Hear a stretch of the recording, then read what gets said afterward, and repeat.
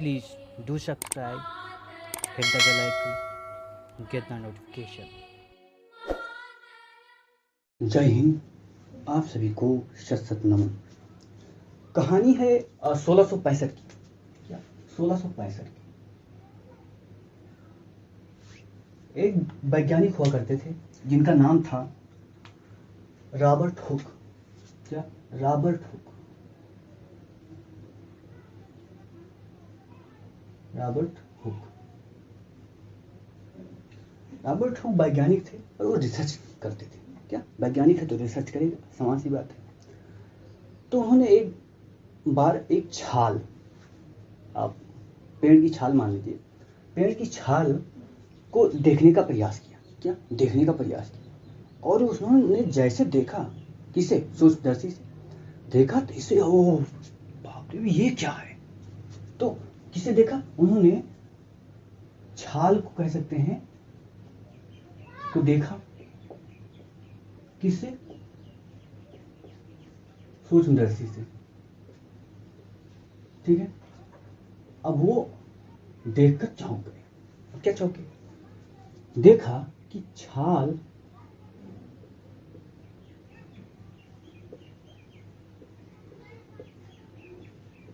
ऐसे छोटे छोटे, जब उन्होंने छाल को सूक्ष्मदर्शी से देखा, वैसे तो देखेंगे छाल ऐसे, लेकिन जब सूक्ष्मदर्शी से देखा तो देखा ऐसे छोटे छोटे बहुत सारे गोले हैं। और उनको लगा कि ये बाप रे बाप, इस छाल के अंदर मधुमक्खी का छत्ता कैसे आ गया। फिर बोले मधुमक्खी का छत्ता तो आ नहीं सकता, कोई दूसरा है, कोई दूसरा चीज है। तो उन्होंने इस जो गोले हैं, इस गोले को उन्होंने सेल कहा। क्या ये जो गोला है इसको सेल कहा, और इसे साइटो भी कहा जाता है। साइटो ग्रीक शब्द है, तो ग्रीक शब्द में इसको साइटो बोला जाता है, लेकिन सेल क्योंकि all over the world this word is used, तो ये शब्द ज्यादा प्रयोग किया जाता है। तो सेल कहा। अब जब इसको उन्होंने देखा तो अब दुनिया को बताएंगे ना, कोई चीज आप अच्छा चीज करते हैं तो दुनिया को उसको जरूर बताएंगे। बहुत अंदर एक आकांक्षा होती है, आज मैंने ये काम किया, किसी से बता दूं को मुझे कहे हाँ आपने अच्छा काम किया। तो अब इनको भी बताना था, तो इन्होंने एक पुस्तक लिखी जिसका नाम था माई ग्रोफिया। माई ग्रोफिया पुस्तक में इन्होंने इस बात को बताया और सेल कहा। ठीक है, अब इतना तो समझ में आ गया। अब सेल क्या होता है इसको हम लोग समझ लें। अब सेल को समझने से पहले एक एग्जाम्पल मैं आपको बताता हूं। क्या एक एग्जाम्पल, आप लोग क्या स्टूडेंट हैं, और अगर सामान्य श्रेणी के स्टूडेंट हैं तो हो सकता है आप लोग खाना बनाते हो। क्या खाना बनाते हो, ठीक है, खाना बनाइए आप। आपने, आपके पास गेहूं होगा, क्या गेहूं होगा, ऐसे मान लिया गेहूं का दाना है। अब आप उसको आपने धोया होया और बोले कि जाके उसको पिसा लाएं। क्या पिसा लाएं, ठीक है। अब इसको आपने पिसा दिया गेहूं को, तो ये क्या हो गया, ये आपका गेहूं है, पिसा दिया तो छोटे छोटे दाना हो गए। क्या छोटे छोटे दाना हो गए। अब इस छोटे छोटे दाना को आपने क्या किया, गूथा। गूथना जब जानते हैं, गूथा ऐसे, और इसको बना दिया क्या, गूथ कर एक इतना बड़ा, गूथ कर आपने इतना बड़ा बना दिया, और इससे आपने इतना काट के क्या बना दिया, ये रोटी बना दी। क्या रोटी बना दी, ठीक है। अब रोटी पूछा जाए किससे बना है तो आप क्या बता देंगे, आप या तो बता सकते हैं गेहूं से बना है, या कह सकते हैं छोटे गेहूं के छोटे छोटे कण से बना है। यही तो बोलेंगे कि गेहूं के छोटे छोटे कण से बना है। तो ठीक है, ये कण हो गया, यानी कि कण से बना है छोटे छोटे। तो रोटी को भी बोलेंगे कि छोटे छोटे कण से बना है। तो रोटी किससे बनी है, छोटे छोटे कण से। ठीक है, छोटे छोटे कण से बनी है ना। अब उसी तरह जितने भी जीव होते हैं, क्या जितने भी जीव हैं, जितने भी जीव हैं वो भी छोटे छोटे, क्या छोटे छोटे कण से बने होते हैं। क्या, छोटे छोटे कण से बने होते हैं। अब छोटे छोटे कण का मतलब यहाँ सेल है। क्या, छोटे छोटे कण का मतलब यहाँ कोशिका है। क्या, कोशिका यानी कि सेल। अब सेल सबसे छोटी चीज है। क्या, सबसे छोटी चीज है जिससे सभी जीवों का निर्माण होता है। क्या, सभी जीवों का निर्माण होता है। ठीक है, अगर दूसरा एग्जाम्पल देखें तो घर, आपका घर किससे बना है, ईंटा से, छोटे छोटे ईंटा से बना है। उसी तरह जितने भी जीव हैं, क्या, जितने भी जीव हैं, अब इसमें आप भूरा काका का उदाहरण ले लीजिए। भूरा काका है तो भूरा काका का निर्माण किससे हुआ है, छोटी छोटी कोशिकाओं से हुआ है। क्या, छोटी छोटी कोशिकाओं से हुआ है। ठीक, अब आगे चलते हैं। क्या ये कोशिका के बारे में जानते हैं कि छोटी छोटी कोशिका से बनता है। ठीक है, और इसके बारे में कुछ जाने। अब ये जो कोशिका होती है ये किस आकार प्रकार की होती है। क्या, किस आकार प्रकार की होती है। यहाँ पर तो आपने देख लिया गेहूं लंबा था, उसका कण भी गोलाकार कुछ रहा होगा। तो कोशिका का आकार क्या होता है, कोशिका किसी भी आकार की हो सकती है। क्या, आप कह सकते हैं गोलाकार भी हो सकती है। क्या, गोलाकार भी हो सकती है, छड़ाकार भी हो सकती है, यानी किसी भी प्रकार की हो सकती है। उसका जो शेप है किसी भी प्रकार का हो सकता है।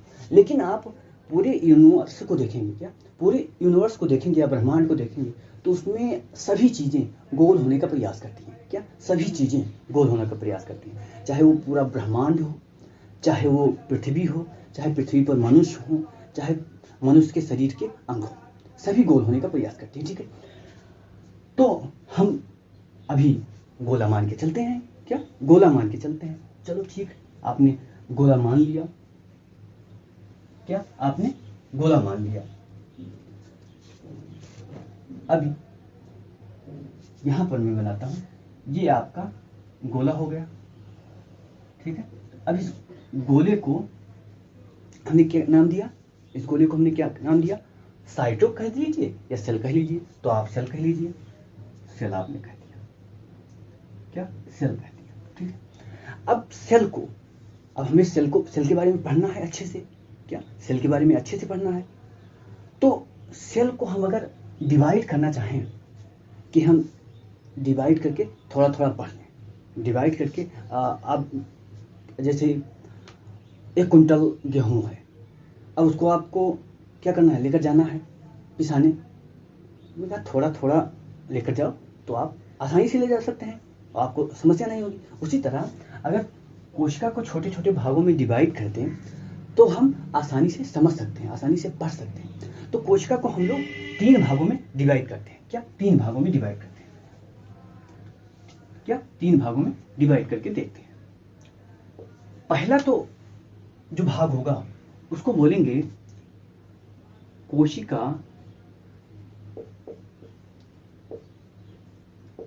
भित्ति। क्या बोलेंगे, कोशिका भित्ति या सेल वॉल कह सकते हैं। ठीक है, पहला भाग क्या है, कोशिका भित्ति है। दूसरा भाग आप कह सकते हैं जीव द्रव्य। क्या, दूसरा भाग जो कह सकते हैं उसे हम जीव द्रव्य कह सकते हैं। ठीक है, प्रोटोप्लाज्म इसको बोलते हैं, प्रोटोप्लाज्म। और तीसरा भाग क्या, तीसरा भाग है जिसका नाम है रसधानी। क्या, तीसरा भाग है जिसका नाम है रसधानी। ठीक है, ओक्यूल। क्या, तीसरा भाग है जिसको क्या बोलते हैं, रसधानी बोलते हैं, और उसको बोलते हैं क्या, ओक्यूल। ठीक है,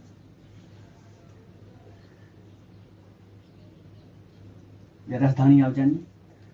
3 भागों में हमने डिवाइड कर दिया कोशिका को, जिससे कि हम आसानी से उसको पढ़ सकें। ठीक है, तो चलते हैं पहले भाग पर। क्या, पहले भाग पर। अब ये हमने कोशिका बना ली है। क्या, ये हमने कोशिका बना ली।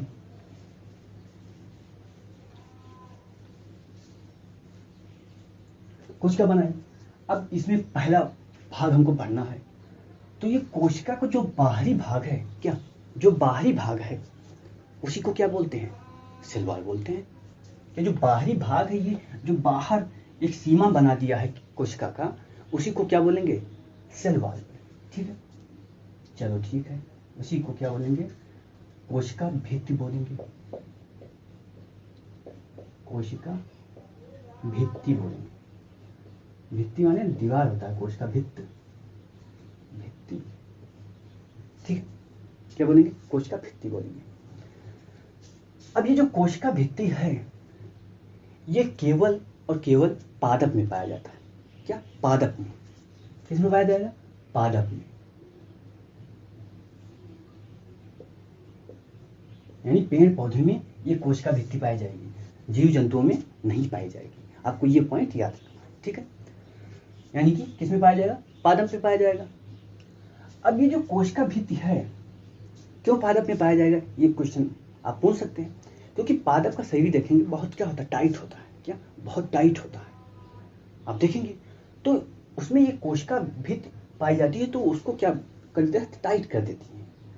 और जब आंधी चले तो वो उनमें ज़्यादा उनको हानि ना हो, इसलिए इनमें ये कोशिका भित्ति पाई जाती है।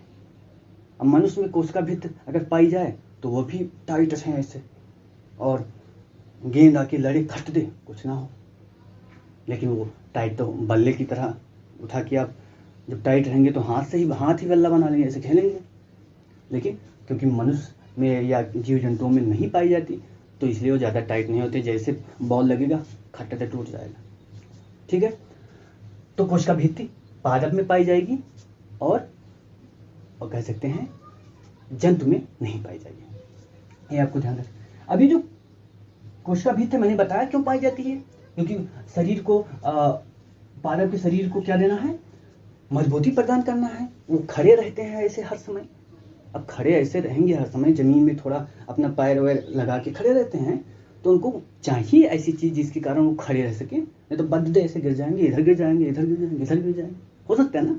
तो इसलिए अब ये जो कोशिका भित्ति है, इसको भी 3-4 भागों में हम डिवाइड कर सकते हैं। क्या? 3-4 भागों में डिवाइड कर सकते हैं। पहला, प्राथमिक कोशिका भित्ति। क्या? प्राथमिक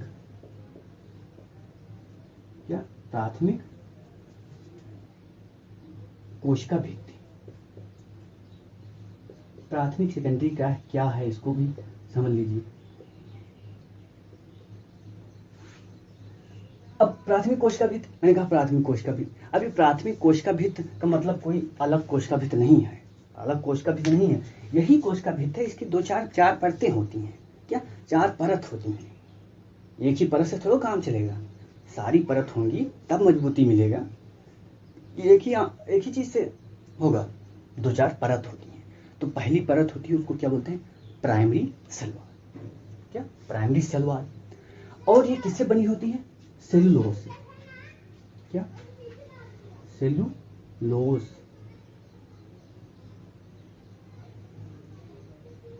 सेलुलोज से किससे बना होता है? सेलुलोज से। ठीक है, सेलुलोज से बना होता है। अब सेलुलोज क्या होता है? अब सेलुलोज आप पढ़िएगा क्या होता है। क्या? सेलुलोज आप क्या नेट पर डाल के देखिएगा क्या होता है। इसी बहाने आप सेलुलोज आपको पता चल जाएगा। ठीक है, दूसरा द्वितीयक। क्या? अब द्वितीयक कह सकते हैं कोशिका भित्ति। अब प्रथम कोशिका भित्ति किससे बनी है? सेलुलोज से बनी है। द्वितीय कोशिका भित्ति ये भी सेलुलोज से बनी है। क्या? ये भी सेलुलोज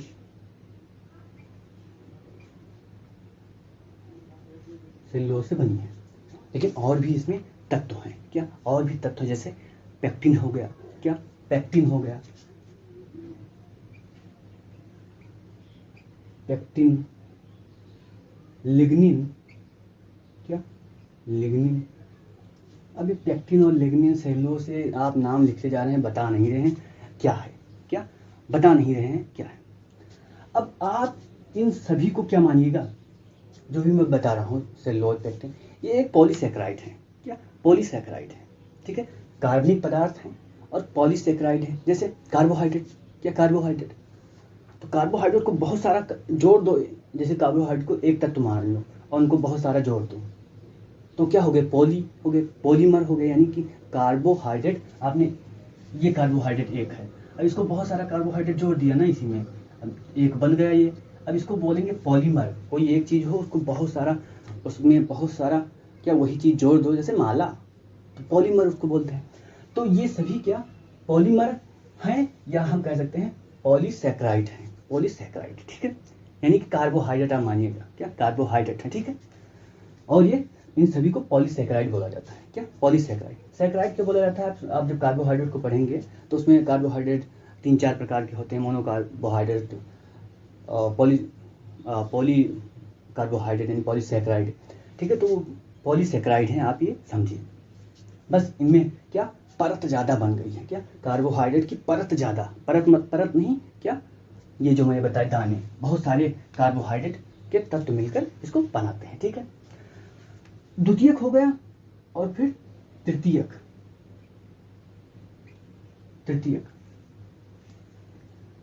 ये भी किससे बनेगा? ये भी समान सी बात है, सेल्यूलोज से ही बनेगा। क्या? सेल्यूलोज से भी बनेगा, लेकिन उस तत्व को बोलते हैं जाइलम। सभी पॉलीसैकेराइड है, ये ध्यान रखना, ठीक है। किससे बनेगा? जाइलम से। अब इसमें जितने भी तत्व हैं, उन सभी तत्वों में सबसे ज्यादा तो सेल्यूलोज पाया जाता है। क्या? कार्बनिक पदार्थ में देखेंगे सबसे ज्यादा सेल्यूलोज पाया जाएगा। दूसरे स्थान पर देखेंगे तो लिग्निन पाया जाता है। क्या? लिग्निन। और लिग्निन पर इतना रिसर्च हो रहा है कि आने वाले दिनों में लिग्निन बहुत ज़्यादा महत्वपूर्ण हो जाएगा। क्या? बहुत ज़्यादा महत्वपूर्ण हो जाएगा। क्यों? क्योंकि मैंने बताया कार्बनिक कंपाउंड है। क्या? कार्बनिक कंपाउंड है या कार्बनिक पॉलीमर है, तो यानी कि कार्बनिक पदार्थ है इसमें। और कार्बनिक पदार्थ किसमें भी होता है? जीवाश्म तेल में भी होता है ना कार्बनिक पदार्थ। क्या? जीवाश्म तेल में भी होता है। अब इन कार्बनिक पदार्थ से आप क्या देखते हैं? बहुत सारा पेंट, जैसे एक कार्बनिक पदार्थ है, इससे क्या पेंट बनता है, क्रीम श्रीम जो लगाते हैं सब इसे जीवाश्म से तो बनता है। बोरोप्लस आप जो ओठों पे लगाते हैं वो भी इसी से बनता है ना। तो इसमें एनर्जी बहुत है। तो उसी तरह लिग्निन जितने भी है, ये मैं बता रहा हूँ, उसमें लिग्निन जो है वो बहुत ज़्यादा कम्प्लेक्स है, बहुत ज़्यादा गुथा हुआ है, एक दूसरे से गुथे हैं, और इसमें एनर्जी पाई जाती है। क्या? एनर्जी तो सब में पाई जाएगी, लेकिन इसमें खासकर बहुत ज़्यादा क्षमता है। आजकल लिग्निन से एनर्जी का उत्पादन भी हो रहा है, और आने वाले दिनों में वैज्ञानिकों का लक्ष्य है कि इस लिग्निन को किसमें ऊर्जा में कन्वर्ट किया जाए, और जिससे हम जीवाश्म जो तेल है और उससे जो ऊर्जा प्राप्त होती है उसका सब्स्टिट्यूट हम लोग दे सकें। तो लिग्निन के बारे में आप अच्छे से पढ़िएगा, अगर आप स्पेशल आपका अगर विषय जीव विज्ञान है तो तृतीयक जाइलिन हो गया। और अगला क्या है? चौथा, 4 परत है, इसको बोलते हैं मध्य पटल। क्या? चौथा जो है उसको क्या बोलते हैं? मध्य पटल या लैमला बोल दीजिए, लैमला। क्या बोलते हैं? लैमला या मध्य पटल, ठीक है। अब ये जो लैमला है, आप एक एग्जांपल लीजिए। क्या एग्जांपल? ये जो लैमला है, जब आम पका हुआ है तो उसमें ये चारों परत होगी ना, ऊपरी की परत होंगी, चारों परत होंगी, वो भी तो पादप ही है, उसमें लैमला भी होगा। तो लैमला जब तक टाइट है तब तक आप उसको देखेंगे टाइट रहेगा। क्या? टाइट रहेगा बिल्कुल, वो आप उसको दबा हुआ नहीं सकते। कुछ समय बाद जब पकने वाला होगा तो लैमला ऐसे हो जाएगा, ढील हो जाएगा, यानी यही ढील हो जाता तो आम पक गया। तो लैमला को याद रखिएगा, यही ढील हो जाता तो आम पक गया, ठीक है। तो इतना आपको इसके बारे में जानना है। हाँ, लिग्निन के बारे में आप स्पेशली आप पढ़िएगा, और इसको ब्राउन गोल्ड भी बोलते हैं आजकल। क्या? ब्राउन गोल्ड, क्योंकि आने वाले दिनों में इसका बहुत ज़्यादा उपयोग होने वाला है, ठीक है। ये हम लोगों ने क्या देखा? सेल वॉल के बारे में। क्या? सेल वॉल के बारे में। और ये केवल पेड़ पौधों में पाया जाता है। क्या? केवल पेड़ पौधों में पाया जाता है, ठीक है। आपने तो कह दिया पेड़ पौधों में पाया जाता है। अगला क्या है? अगला प्रोटोप्लाज्म है। क्या? प्रोटोप्लाज्म है। तो प्रोटोप्लाज्म को हम लोग अगले वीडियो में देखते हैं। प्रोटोप्लाज्म को हम लोग अगले वीडियो में देखते हैं। सो आज के लिए इतना ही, फिर मिलते हैं अगले वीडियो में, तब तक के लिए जय Hind. please do subscribe, hit the bell icon, get the notification.